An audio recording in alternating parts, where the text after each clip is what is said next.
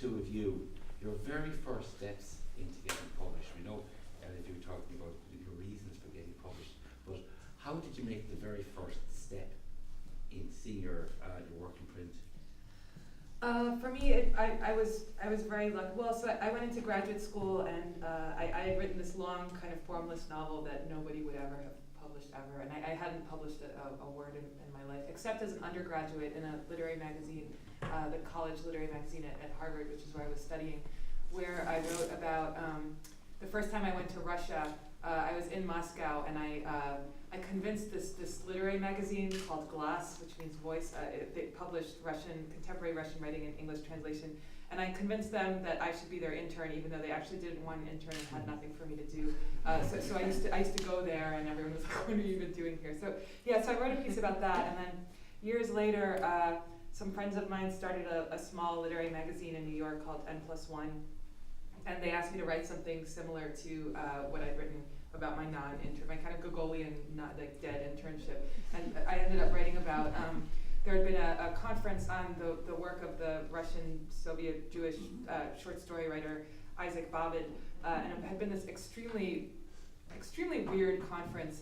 There were actually some good papers, but there were also, the director of the first Chinese Western was there because he wanted to readapt Babid's Red Cavalry cycle. Using his knowledge of horses, he wanted to readapt Babid's Red Cavalry cycle to set it in northern China and make a movie about it. And Babid's relatives were there, like his daughters from different marriages. And there was just like a lot of human drama going on. And I was trying to think of a way to tell that. And I thought that I would use fiction. But then I got this solicitation from this tiny, obscure magazine, which meant because it was tiny and obscure, I could do it however I wanted. So I ended up doing it as nonfiction, and because I wasn't worried about getting sued or anything. And they actually got a lot of, I think they published 2,000 copies, some very, very small circulation, especially by the American standards.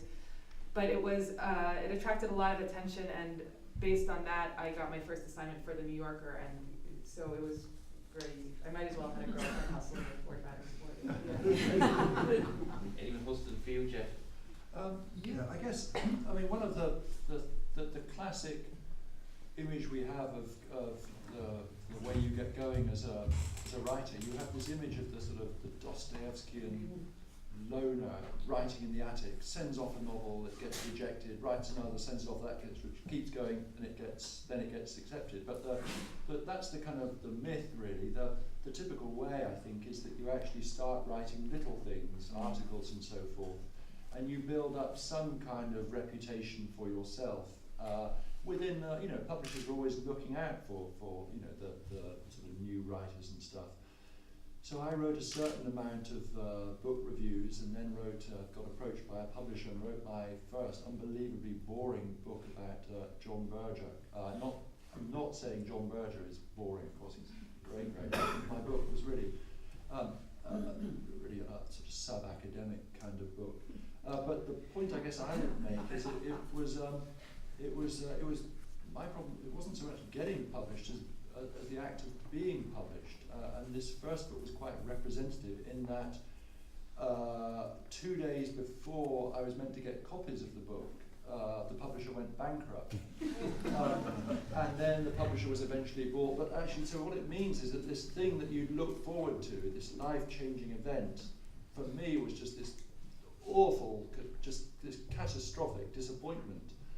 And I suppose that's the kind of that's the kind of paradigm that I've operated in. And so then I published a novel, and at that point, you see, this is back in the late 80s, and the idea then is that you would get a tiny advance for your novel as a first-time novelist, and then the idea was you get some reviews, and then if you were a good boy, then by the time you got to your third or fourth novel, then they would make the big push, and you'd get you just work your way up very gradually. Okay, so in my case, what happened is that by the time I got to book number 4, a kind of revolution had occurred in publishing, whereby they decided that actually, by the time your third or fourth novel came along, you probably actually had a sort of a traceable history of failure.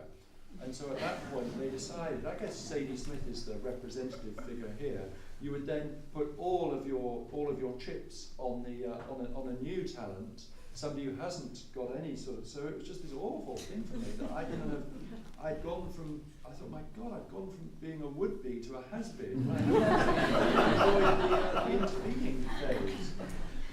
Anyway, and then I just kept going. Here I am, still batting.